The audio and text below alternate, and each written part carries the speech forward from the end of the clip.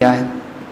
اب یہ تو رہی بات کہ کیا چیزیں نہیں کرنی ہیں، اس کے بعد کیا چیزیں کرنی ہیں۔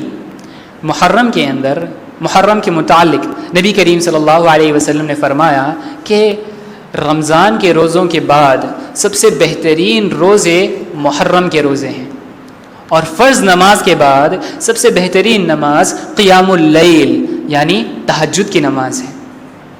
اب محرم میں تمام رمضان کے مہینے کے بعد محرم کے روزے، محرم کے اندر بھی سب سے بہتر، یعنی ہمیشہ جو نبی کریم صلی اللہ علیہ وسلم روزہ رکھا کرتے، بلکہ زمانے جاہلیت سے ہی، جب اسلام نہیں آیا تب سے ہی مکہ میں لوگ اس کا روزہ رکھا کرتے تھے، تو اس کے متعلق نبی کریم صلی اللہ علیہ وسلم فرماتے ہیں جو کوئی محرم کا روزہ رکھتا ہے تو اس کے پچھلے 1 سال کے گناہ معاف کر دیے جاتے ہیں۔ سبحان اللہ، ہم میں سے کون ہے جو گناہ نہیں کرتا؟ بالکل ہم سب گنہگار ہیں، بلکہ نبی کریم صلی اللہ علیہ وسلم فرماتے ہیں کل بنی آدم خطاؤون وخیر الخطائین توابون، کہ تمام بنی آدم خطا کار ہیں، لیکن سب سے بہترین خطا کار کون ہے؟ یہ نہیں بولا سب سے بہترین انسان کون ہے، یہ نہیں بولا کہ سب سے بہترین نیکوکار کون ہے، کیا بولے؟ سب سے بہترین غلطی کرنے والا، سب سے بہترین خطا کار کون ہے؟ اپنی غلطی کا اعتراف کر کے اس سے توبہ کرنے والا ہے۔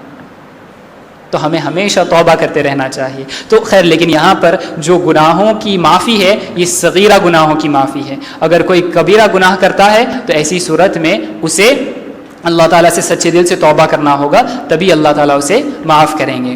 پھر اسی کے متعلق عائشہ رضی اللہ عنہ فرماتی ہے کہ نبی کریم صلی اللہ علیہ وسلم ہمیں عاشورہ کا روزہ رکھنے کا حکم دیا کرتے تھے۔ پھر اس کے بعد جب رمضان کے روزے فرض ہو گئے تو اس کے بعد آپ صلی اللہ علیہ وسلم نے ہمیں آپشن دے دیا، اختیار دے دیا، آپ چاہیں تو اسے رکھیں، چاہے تو اسے چھوڑ دیں۔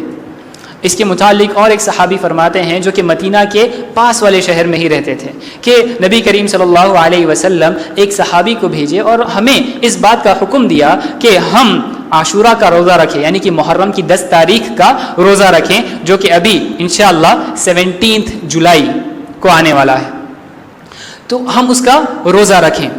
تو ہم خود بھی روزہ رکھتے اور ہمارے چھوٹے چھوٹے بچوں کو بھی روزہ رکھاتے، اور جب وہ لوگ بھوک سے کھانا مانگنے لگتے تو ہم ان کے ہاتھ میں چھوٹے بچوں کو کھلونا دے دیتے تاکہ وہ تھوڑا بہت دل بہلا لے۔ یعنی خود تو روزہ رکھتے، یعنی ثواب میں اس قدر آگے، اس قدر مسابقت کرتے، کمپٹیشن کرتے کہ خود روزہ رکھتے اور اپنے بچوں کو بھی روزہ رکھواتے۔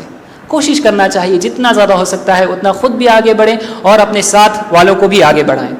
پھر اسی کے متعلق جب نبی کریم صلی اللہ علیہ وسلم مدینہ میں گئے تو اس وقت میں انہوں نے دیکھا کہ یہودی جو آج کے زمانے میں جوز ہیں وہ بھی جو ہے اس کا یوم عاشورہ کا روزہ رکھتے ہیں۔ تو ان سے پوچھا کہ آپ کیوں اس دن پر روزہ رکھتے ہیں؟